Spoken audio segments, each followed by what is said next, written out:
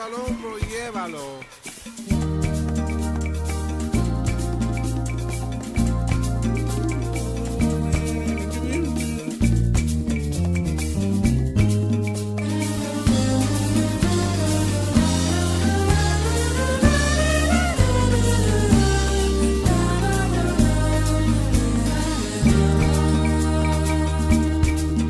Queríamos dejar de tener el encuentro que tenemos todos los años, ¿no, Santiago? Yo creo que... No sé, me acuerdo. Sí, todos los años. Sí, todos los años.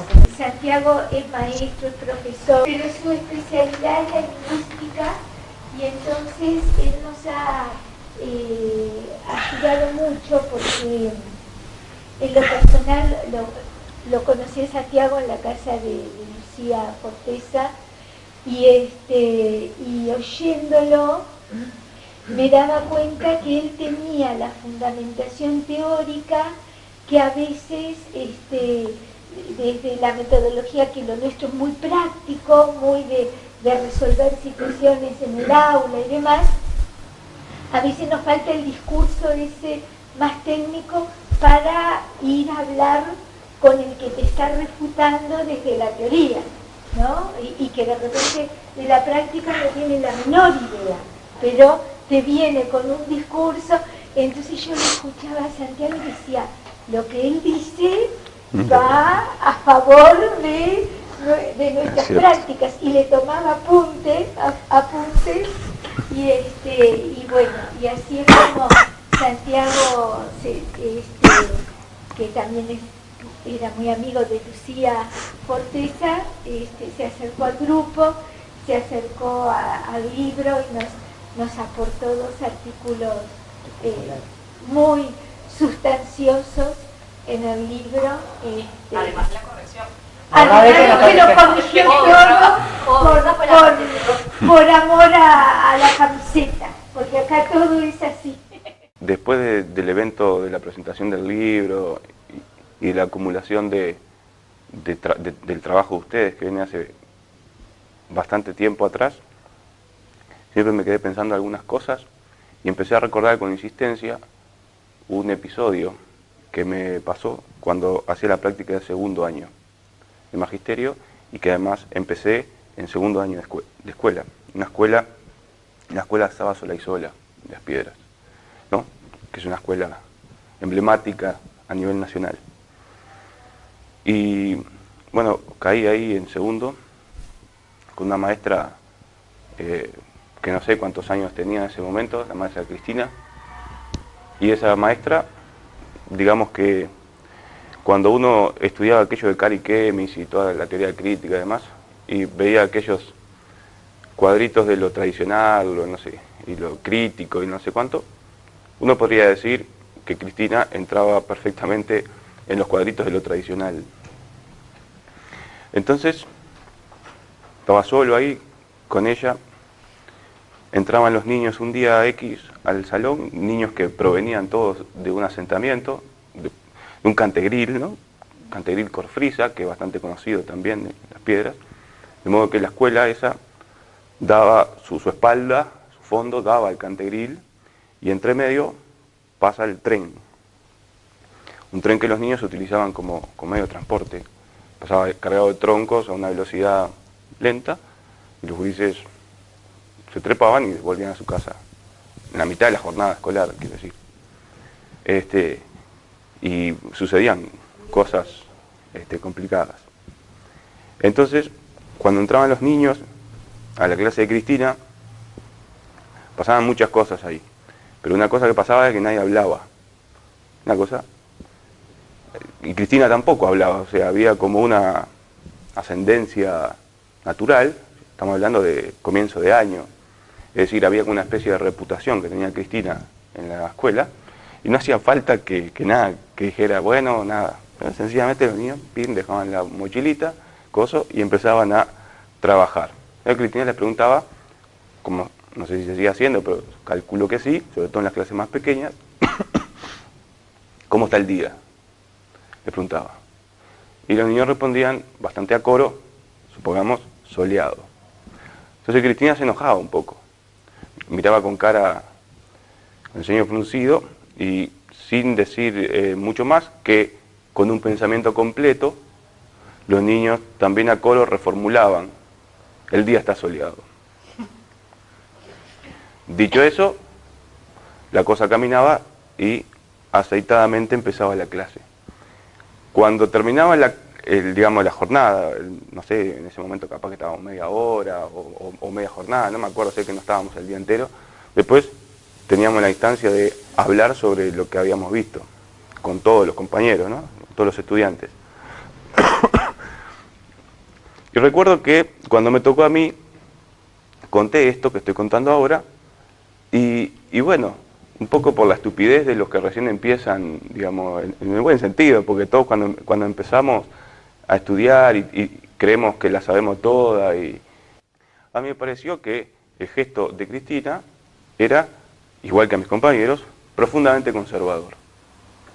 De hecho, uno podía sacar a relucir cierta teoría gramatical que en ese momento recién estábamos estudiando, y sostener que era difícil justificar desde el punto de vista teórico que una maestra le exigiera a sus estudiantes, ¿no?, una formulación completa del tipo: el día está soleado, rechazando solo soleado. Puesto que, teniendo en cuenta que es una relación de conversación cara a cara, el contexto es lo suficientemente explícito y rico en información como para que no haya que explicitarlo todo, ¿por qué Cristina, cuando decía cómo está el día, no aceptaba solo la respuesta soleado y exigía, en cambio, que los niños dijeran: el día está soleado, en lo que se entendía que eso era un pensamiento completo? Además, el eterno problema, ahí emergía, esto ya no lo podía ver en ese momento, obviamente, lo vi muchísimos años después, porque esto que estoy pensando lo vengo pensando hace 2 o 3 años, y esta experiencia que yo les estoy mencionando fue en el año 2001, así que tiene su tiempo. Ahí emergía, me parece, el eterno problema de la relación para nada clara y ni resuelta entre el lenguaje y el pensamiento.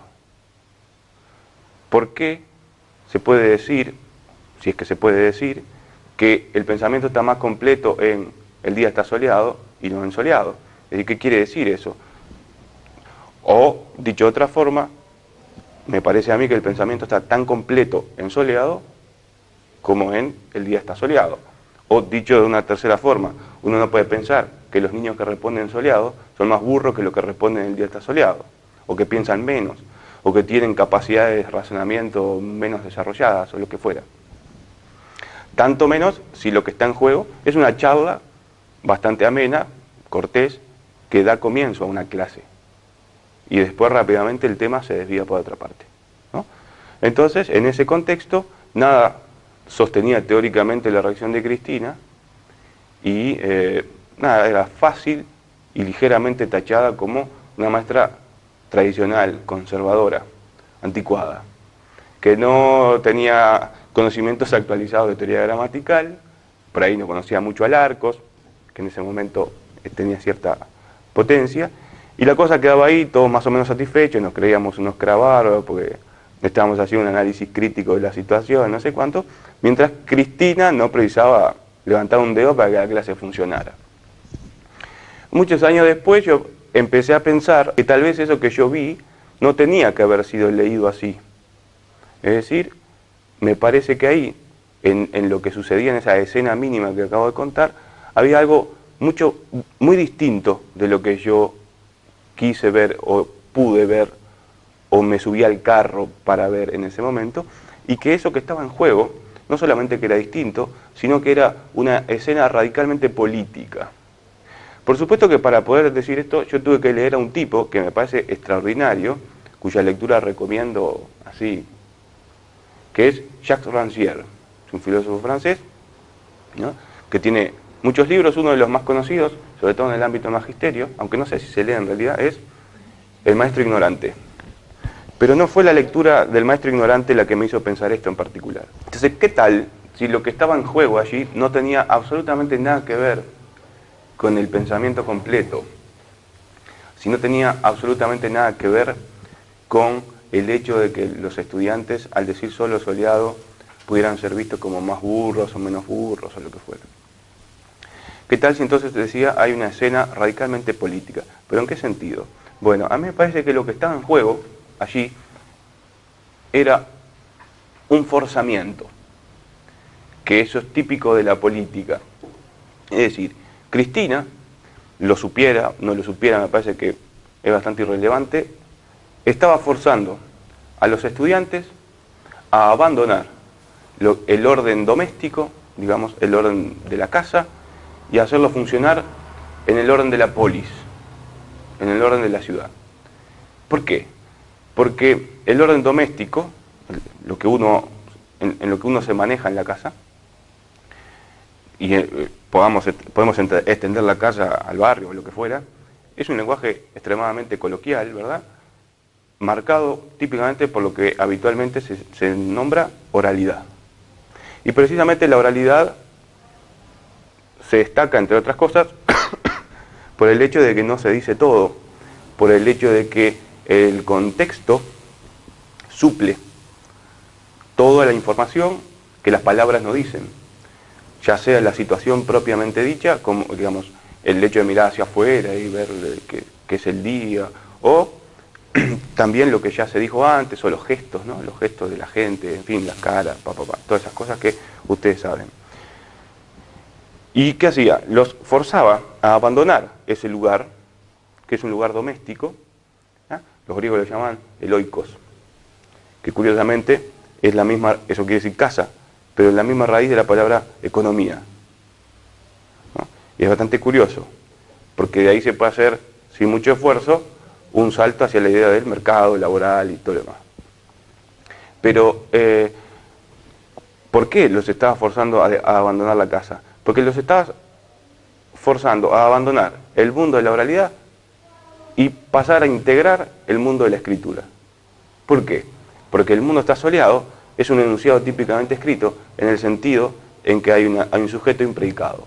Ahí hay una oración, ¿no? Es decir, lo que estaba haciendo Cristina no era decir, a ver vos, o todos ustedes que ahora no piensan de manera completa, porque les falta algo a ustedes, una especie de teoría del déficit, una cosa así. No, les estaba diciendo a ustedes la lógica de esta institución es interrumpir la lógica de la que ustedes vienen. Pero esto no quiere decir reírse de cómo habla la gente, tampoco quiere decir ningunear o ser indiferente y despreciar, etcétera, todo lo que uno ya trae de su casa, de su barrio. No tiene nada que ver con eso, está claro. Es decir, no estoy aquí tomando una postura aristocrática respecto de este asunto. Más bien lo que estoy diciendo es, la razón de ser de la escuela es introducir una especie de herida o una especie de suspensión en la lógica que por defecto todos integramos, ¿no? Nosotros por defecto integramos la lógica doméstica, que es una lógica fundamentalmente pragmática. Lo que hace la escritura es introducir una lógica fundamentalmente sintáctica. ¿Está bien? Entonces, lo que hace la maestra es traer a los niños del orden doméstico y los hace funcionar en el orden de la polis, porque precisamente es la organización de la ciudad la que se estructura con arreglo a la escritura. Burocrática, por ejemplo, ¿no? Toda la burocracia es una escritura, ¿no? La burocracia, ante todo, es una escritura.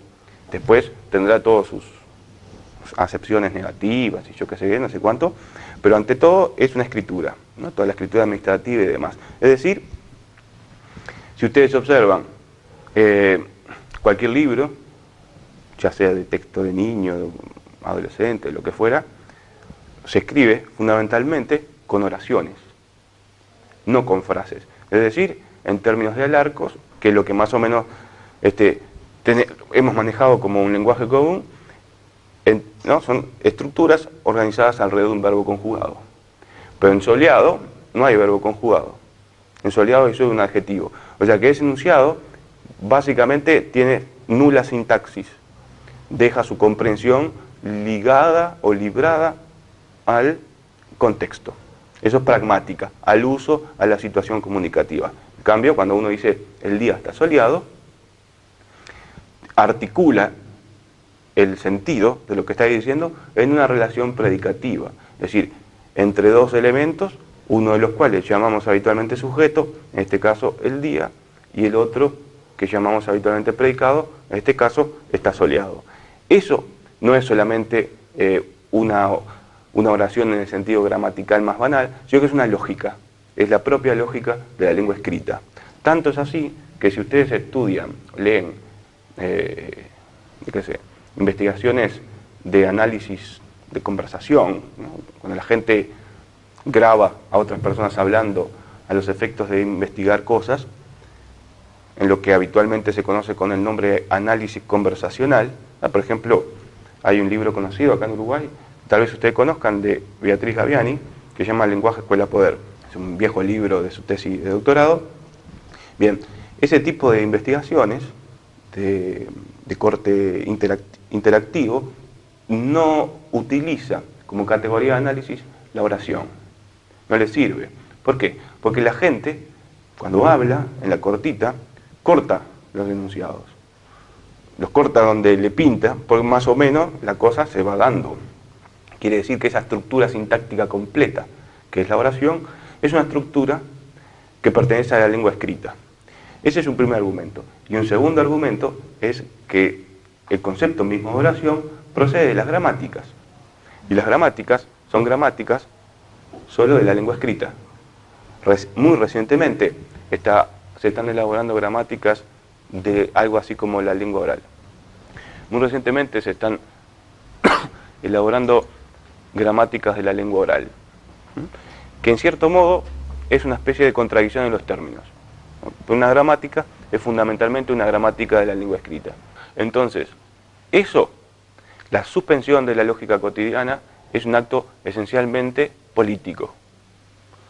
Inscribir al sujeto en la polis, hacerlo partícipe de la escritura, es un acto esencialmente político. Y no es, como se ha planteado, un ejercicio burdo de violencia simbólica. ¿No? Digamos, hay una violencia simbólica, pero no es esa concepción de, ¡ay, qué horrible! Le voy a enseñar a escribir y tengo que violar su espacio. No, eso no se sostiene ni un minuto.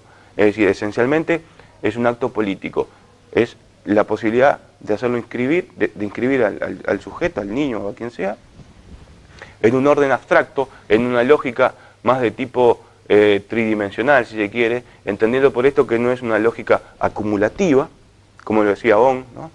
La oralidad es fundamentalmente acumulativa, es y, ¿verdad? Mientras que la lengua escrita es una lógica de subordinación, ¿no? Se van armando distintos planos, un argumento va siendo más arborescente, entonces uno puede jerarquizar, etcétera, etcétera. De modo que desde ese punto de vista, la escritura es mucho más sofisticada que la lengua oral. Y esa es la razón de ser y el mandato de siempre de la escuela, enseñar a leer y a escribir. No es enseñar oralidad. Yo tengo mis discrepancias con que la escuela enseñe oralidad. Entre otras cosas, porque no se sabe muy bien qué es la oralidad como un objeto de estudio. Porque es enseñar a tomar turnos, sí, lo puedes hacer. ¿Está? Pero me parece que la escuela, desde cierto momento, ha renunciado un poco al mandato de la enseñanza de la lectura y la escritura, incluso apoyados en un concepto de alfabetización extremadamente clásico, ¿no? Extremadamente clásico. Por eso me parece que esto que yo estoy diciendo, que son reflexiones que me surgieron porque entablé contacto con el colectivo, ¿no? Porque si no hubiera hecho nada, yo qué sé, o hubiera agarrado para otro lado, en fin. Es decir, pensando, dándole vuelta a cierto tipo de situaciones, y además, como ustedes trabajan fundamentalmente en las clases bajas, inmediatamente me vino a la memoria el ejemplo ese inicial de Cristina, a quien nunca le dije, obviamente, cómo habíamos visto su clase, ese episodio. Pero ella no sabe, pero desde ese punto de vista me enseñó muchísimo. Entonces, me parece que ahí se juega una cuestión tremendamente política, del mismo modo que lo que hacen ustedes. En ese sentido me parece que la actividad de enseñar a escribir es una actividad inherentemente política, mientras que la actividad de enseñar oralidad, que insisto, no sé muy bien qué quiere decir, es ampliar un poquito más el perímetro doméstico. Cuando la escuela no tiene que ampliar el perímetro doméstico, lo que tiene que hacer es suspenderlo. Ponerlo, si quiere ponerlo en crisis, dejarlo a un costado o lo que fuera. Porque para el orden doméstico está la vida misma, digamos. Entonces, lo que permite la escritura, luego, es traer lo ajeno a lo propio. Traer lo que viene de otro lado. Por ejemplo, toda la literatura. Que no es casualidad el hecho de que la literatura, en todo este tiempo, más o menos de los 90 hasta la actualidad, haya perdido buena parte de su lugar en la misma proporción en que la oralidad fue ganando su terreno.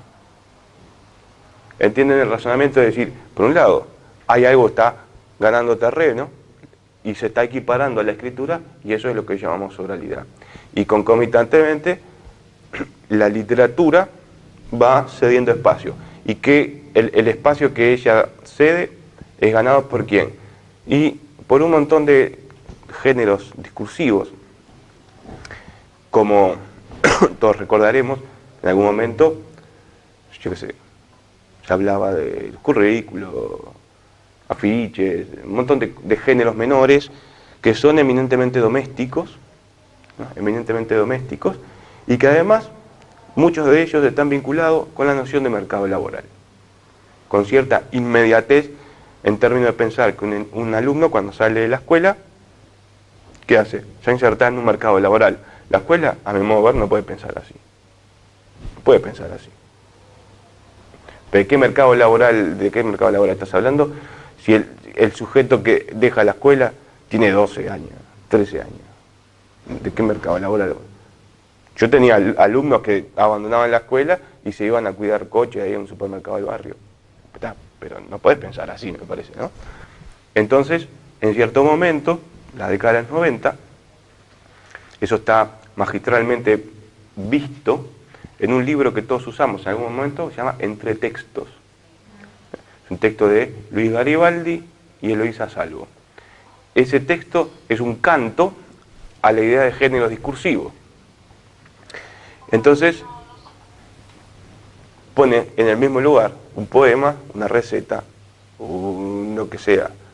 Pero además está distribuido de tal modo eso, que está todo en una relación de horizontalidad.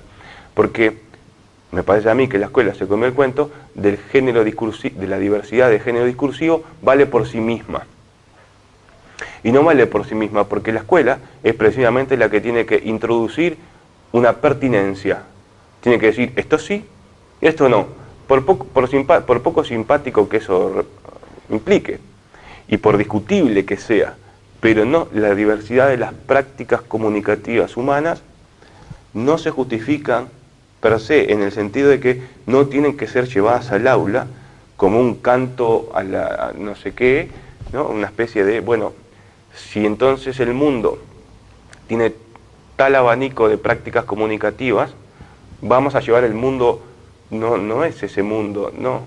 La escuela tiene que decir, esto sí, esto no, esto más o menos. Y tiene que darse esa discusión. Por supuesto que en determinado momento, cuando se daba esa discusión, uno podía ser tachado rápidamente de autoritario, de quién te crees que sos, por qué vos pensás que tenés la palabra que lo sabe todo y que por lo tanto puede decidir que esto sí, que esto aquello no. Bueno, siempre que uno esté parado en el lugar de la escritura, en el lugar de la enseñanza, que es por definición, toma esas decisiones, por definición, tiene que someterse a ese juego, que es un juego de discriminación, y que puede ser objetado, lógicamente puede ser objetado, pero uno no puede renunciar a eso, me parece a mí. Porque si uno renuncia a eso, en el fondo está renunciando al mandato histórico de la escuela, que es enseñar a leer y a escribir. ¿Ah? Esta sería como mi primera parte. El programa, ¿no? Todo lo que dedica a la oralidad. Sí. Eso no dice más, pero ya ha habido concursos con ese tema, ¿no? Y capaz que el fin es solo comunicar. Bueno, ese es el otro concepto al cual en uno de mis artículos de ahí yo intenté como darle un poco de palo a la idea de comunicación. No sé si me salió, pero ese es un concepto que cuando él se instala en los 90 también pasa todo junto, ¿no? La comunicación empieza a tener como preeminencia, también la oralidad, también la retirada de la literatura, también esta manera de entender los géneros discursivos, que a mi juicio es una manera un poco equivocada. Entonces todo más o menos ocurre en los lapsos de tiempo más o menos semejantes. Pero uno puede ir un poquito más lejos incluso.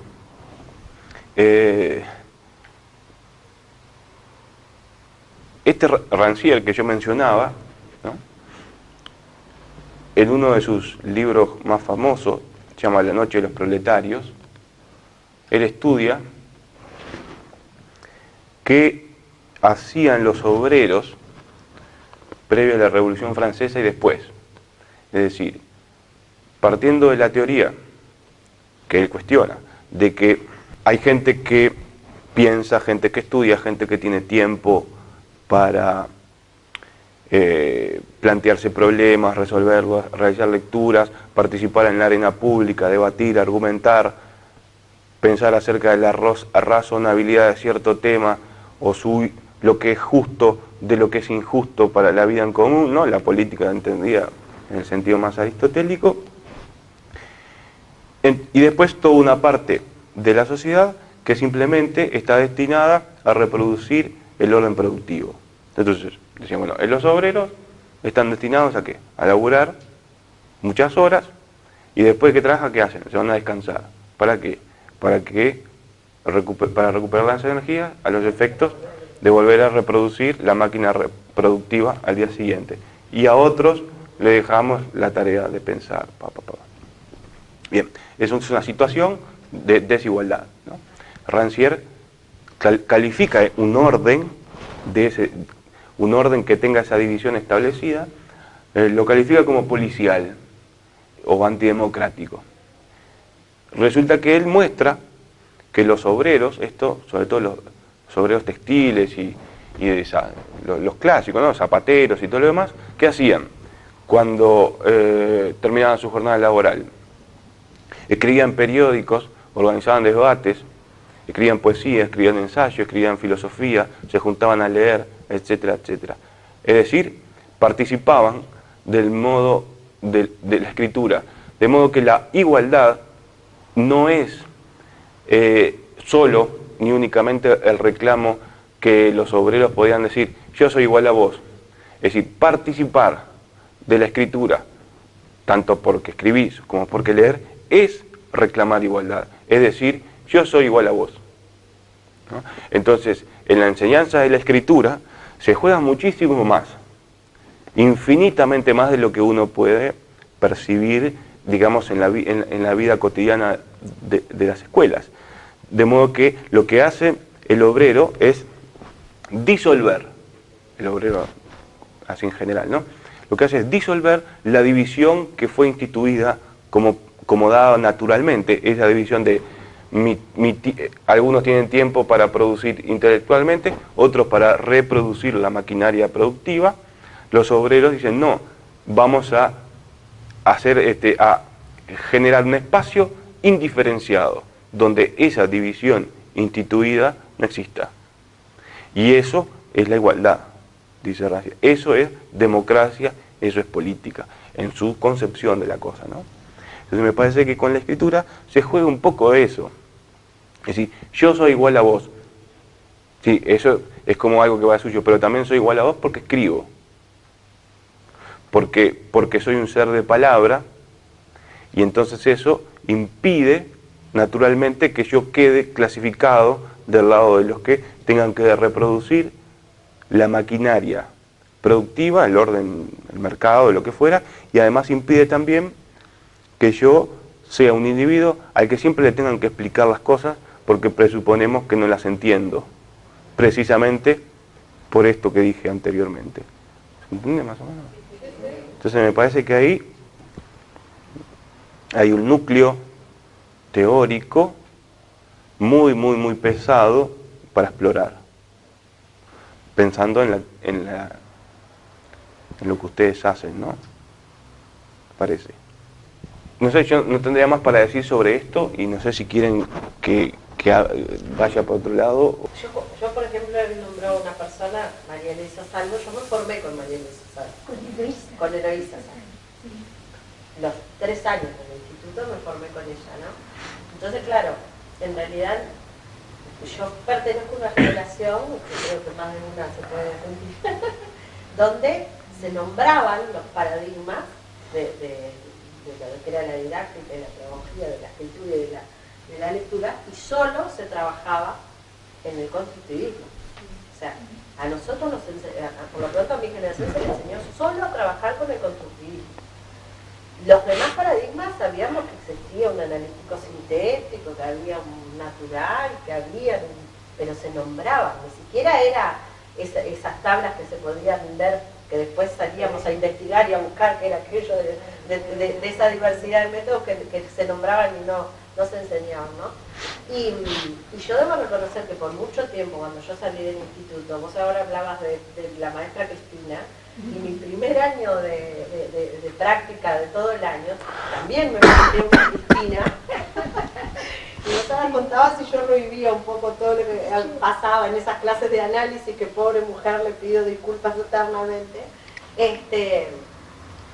porque tampoco se daba esa instancia de repente de poderla consultar, porque ella de repente había optado por enseñar o escribir de determinada manera, ¿no? Los estudiantes magisterios íbamos como a mirar y después en las clases de análisis, aquello era como una lucha encarnizada de sacarle el cuero de todo lo que veíamos mal que se hacía en función de este paradigma, ¿no? Mira, en realidad yo no sé si estaba parado en algún paradigma.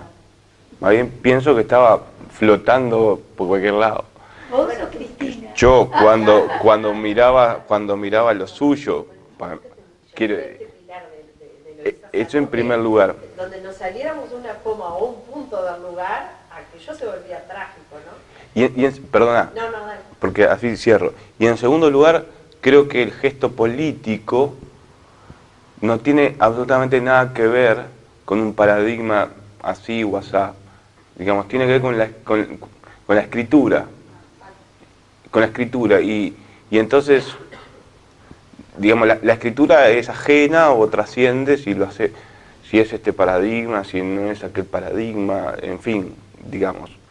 Incluso el gesto como político también sería obtener el derecho a no quedar subsumido en este tipo de discusiones. Porque ¿qué ocurre con este tipo de discusiones? Primero que son cortitas, es decir, son como una mini chacrita, y terminan situando a la gente que no puede zafarse de esa discusión en un lugar que es un lugar muy parecido a la angustia. Es un lugar en el que uno se siente mal, de verdad lo digo, uno no sabe qué hacer. Cuando vos vas a dar una charla de lengua o lo que fuera, la gente te dice, qué mal que se habla hoy. Cómo están deformando el idioma los adolescentes por WhatsApp. Bueno, yo no voy a hablar de eso. No tengo el menor interés. Por mí por WhatsApp puede estar pasando la barbaridad más grande y me importa 3 pepinos. Porque si yo admito la discusión en esos términos como para ilustrar algo, ya la quedé. Porque eso inevitablemente te va a conducir, me parece a mí, a un lugar totalmente sin salida, bastante quimérico por otra parte, que además de inconducente, porque uno no puede hacer nada contra eso, te genera verdaderamente una angustia, porque la gente cuando habla de eso, me ha pasado en algunos liceos, habla desde el lugar de la angustia. La gente no, sí, pero yo vengo así con este lenguaje y los gurises, y sí, ¿y qué querés hacer? ¿Me explico? Entonces, si uno no sale del lugar de la angustia, trabaja mal, ¿no?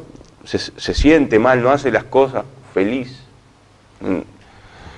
cuando alguien viene a expresa fácil de la gente que te dice dos boludeces teóricas para correrte, y entonces enseguida quedas como aminorado porque alguien viene, a un inspector o lo que fuera, y te dice, mirá, esto no se hace así porque el método acá, método allá. Así. Ya cuando uno, método, es decir, yo sé que usted tiene un método y todo lo demás, yo no estoy planteando ese asunto, ¿no?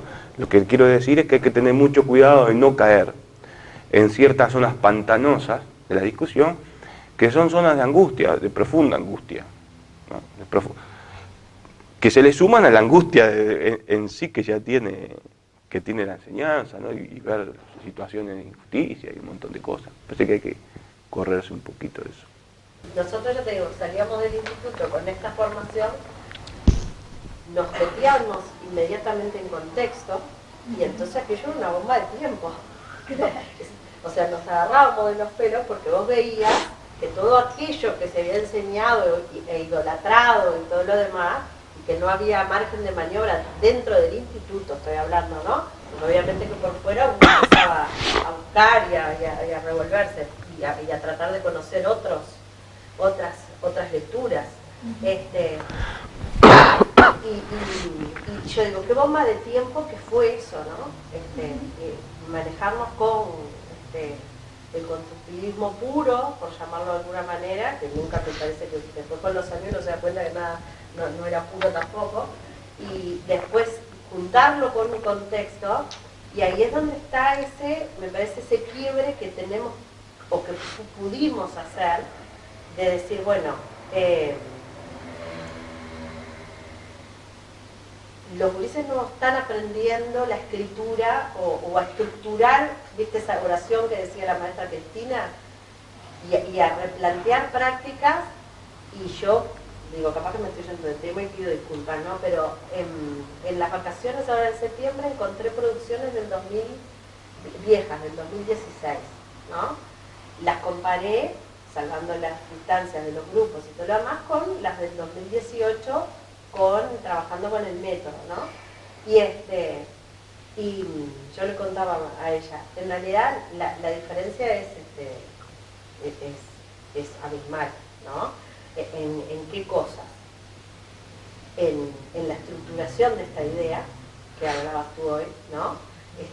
Quizás los textos son mucho más cortos, ¿tá? Son mucho más breves, pero la calidad de la escritura en cuanto a la estructura o sea, esto que vos decías, un pensar para escribir, ¿tá?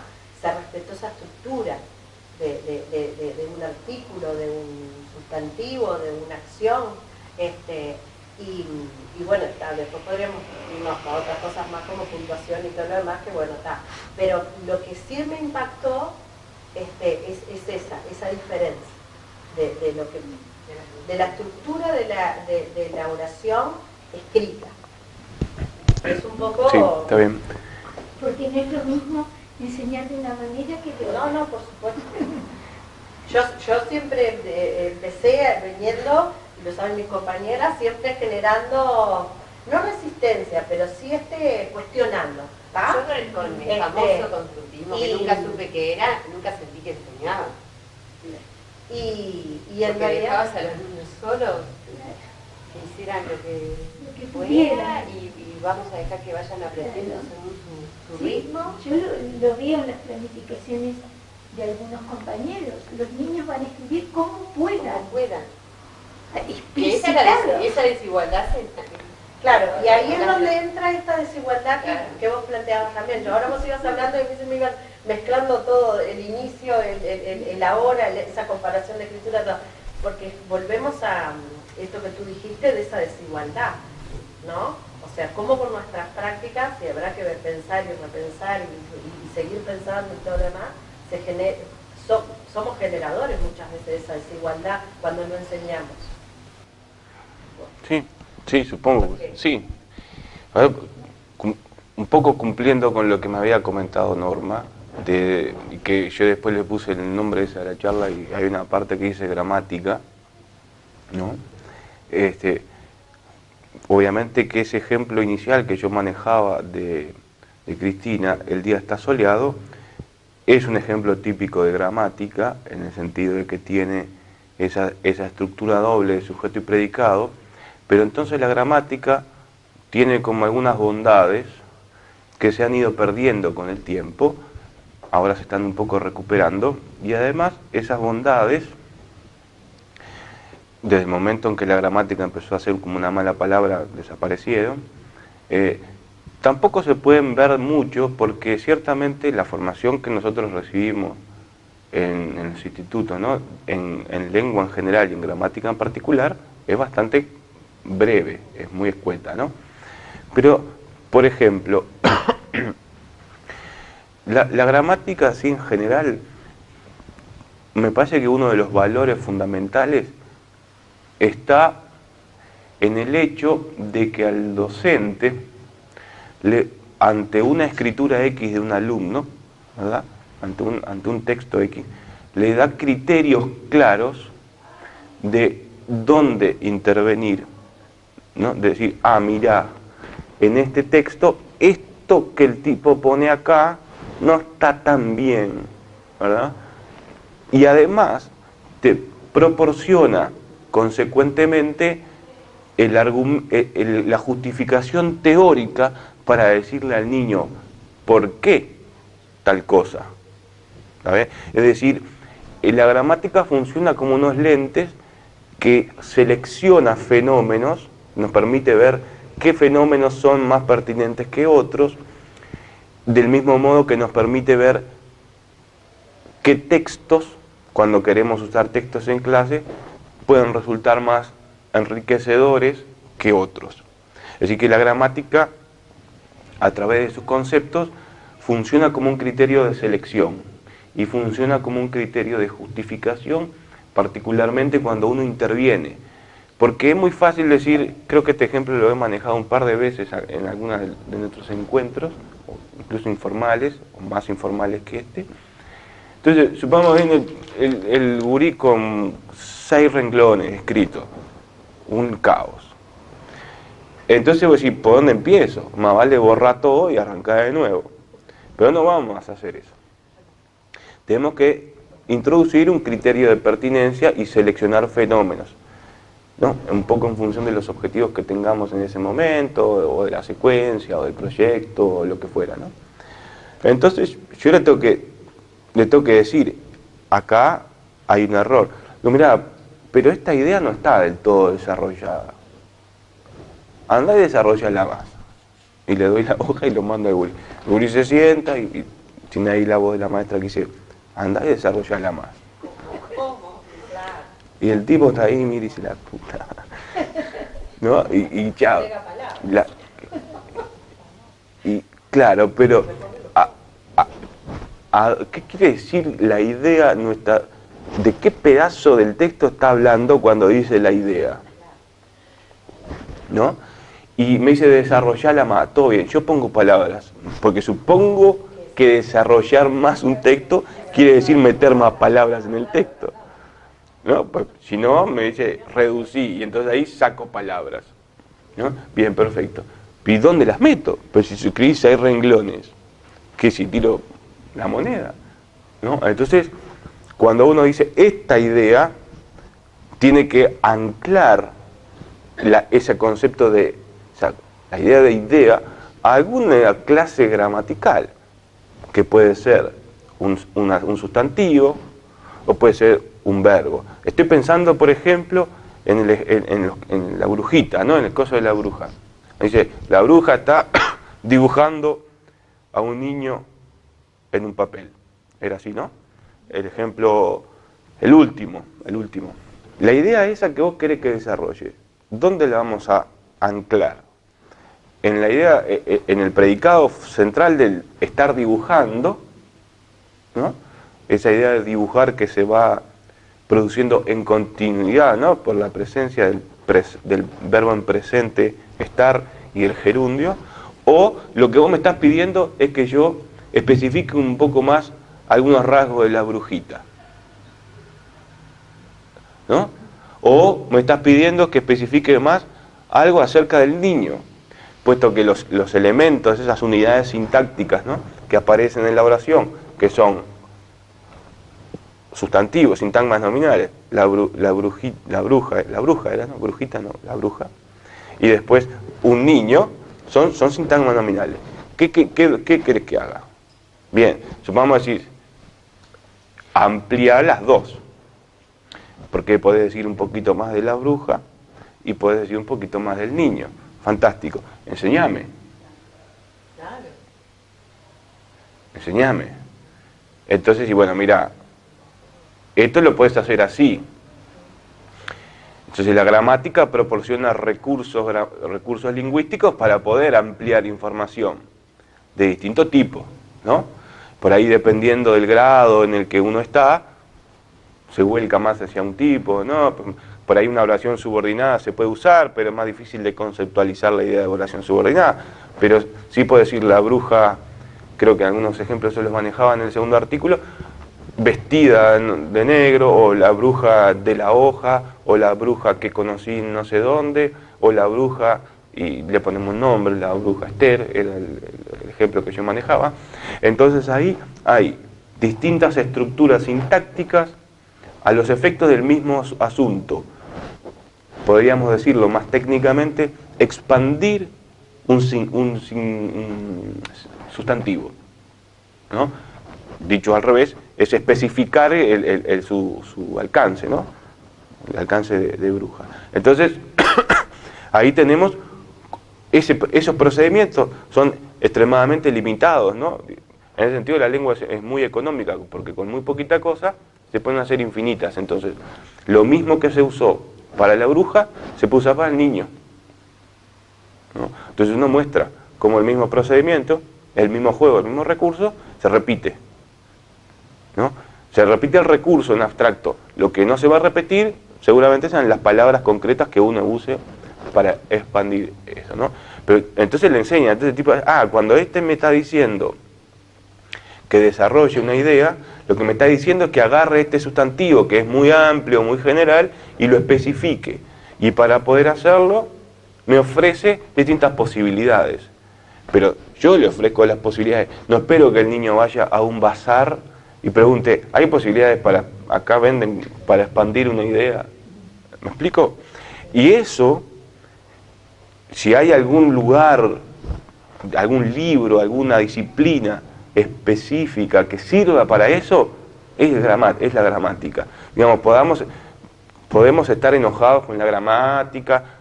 Yo en los últimos años he hecho como un movimiento a nivel teórico de irme bastante alejándome de la gramática por algunas razones, pero es la gramática.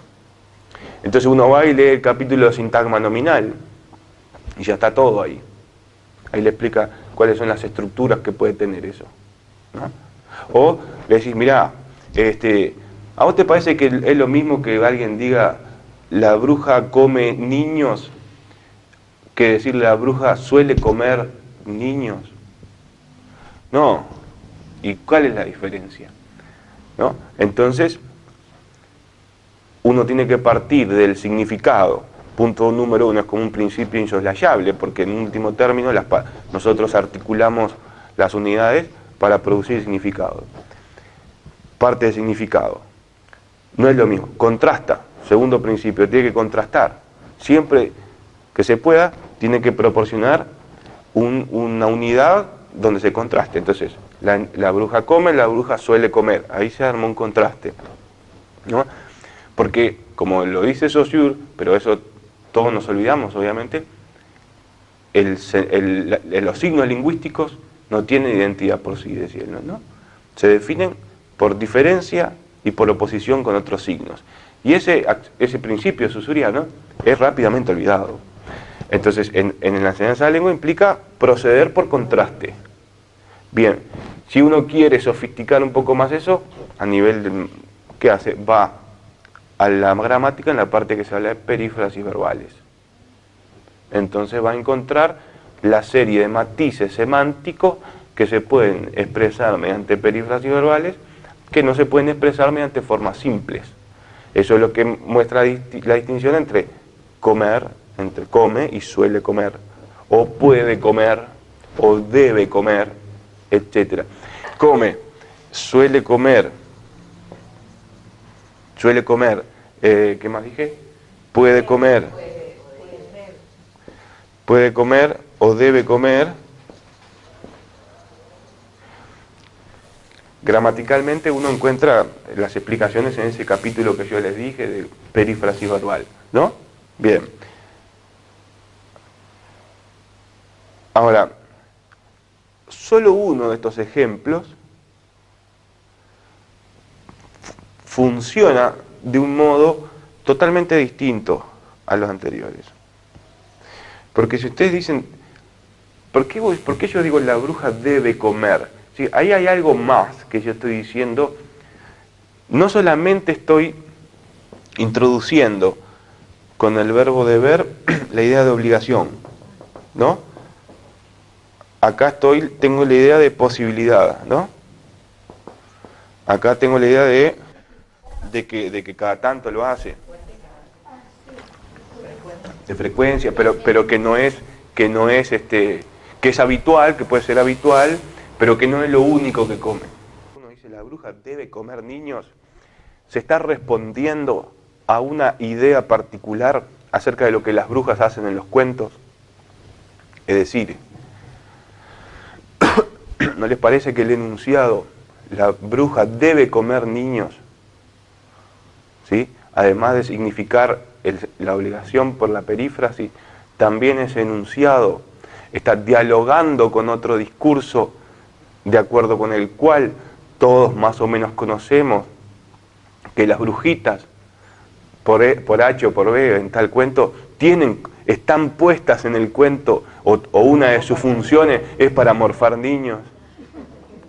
Entonces, no hace falta que mi discurso se detenga, abra comillas, y cite otro discurso para que explícitamente se entable un diálogo discursivo. Basta con que se presuponga un discurso totalmente oculto, digamos, que yo puedo recuperar a partir de una forma de esta naturaleza, que también pueden aparecer, cuando se dice suele comer, uno puede decir, pero ¿cómo sabe uno que la bruja suele comer? Porque uno conoce de primera mano a la bruja esa en particular, y entonces la ve todos los días, ve que el lunes y martes se lleva un par de gurises, de los morfa, el miércoles come pancho, el jueves retoma niños. Es por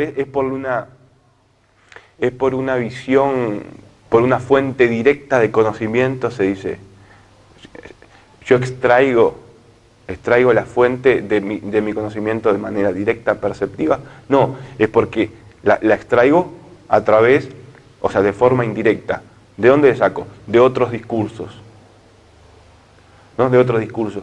Y ese otro discurso, ¿puedo identificar con precisión dónde están? ¿Hay un libro en particular que es el Manual de la Perfecta Bruja? No, es la tradición. Asociación y generalización. Sí, pero sobre la base, ¿cuál es el material en el que vos te apoyás? O más texto, más discurso. Discurso, tradición. ¿De cuándo? Yo qué sé, capaz que cientos de años, no sé, hay una tradición, ¿no? Entonces, eso es lo que dice Bakhtin, cuando dice un enunciado dialoga con otro enunciado. Es este caso. En ese debe puede ser una orden, pero puede ser una sugerencia, quizás, tal vez, debe comer.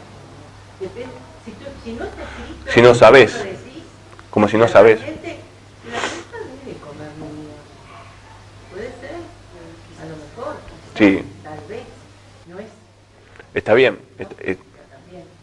Está bien esa otra lectura, claro. Entonces, lo que yo quiero ilustrar con este fenómeno, y aquí termino, es que esta aplicación se encuentra en una gramática, la de las perífrasis.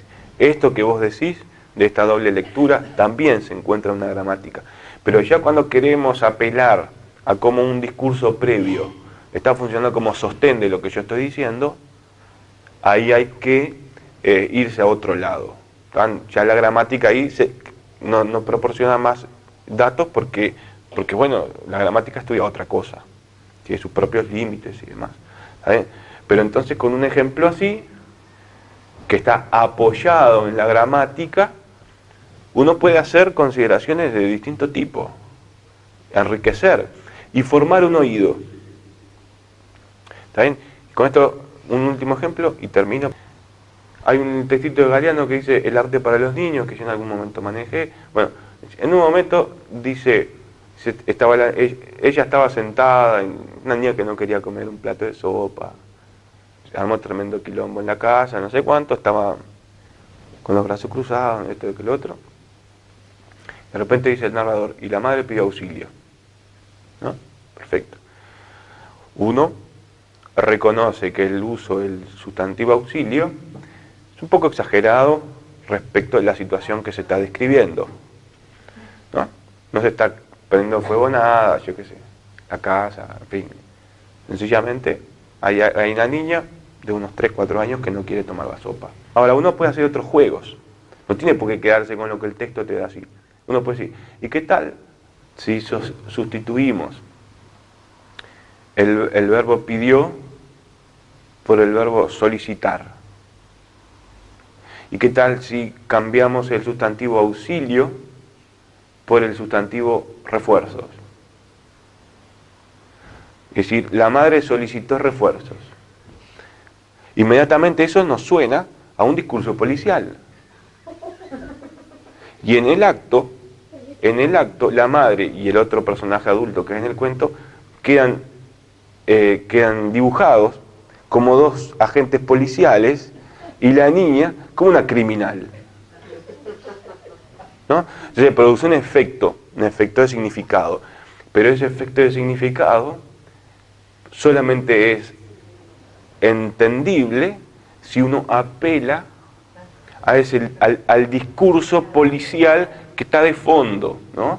Que está de fondo, ¿no? Pues es como si un masculino, un femenino, dice policía, hablando por coso, ¿no? Hablando por radio, y esto es lo mismo, solicitó refuerzos. Entonces quiere decir que también enseñar lengua, de todas las múltiples cosas que quiere decir, una de ellas es generar un oído. Generar un oído que cuando uno lea un enunciado, eso le produzca resonancias, y a la luz de esas resonancias, el enunciado en cuestión se comprenda mejor. La diferencia entre lengua y lenguaje, Santiago. Porque hoy discutíamos con una compañera, ¿no? Como que cuando decimos enseñar lengua, capaz que ¿es eso lo propio de la escuela o es el lenguaje? No sé. Creo que a los efectos no importa.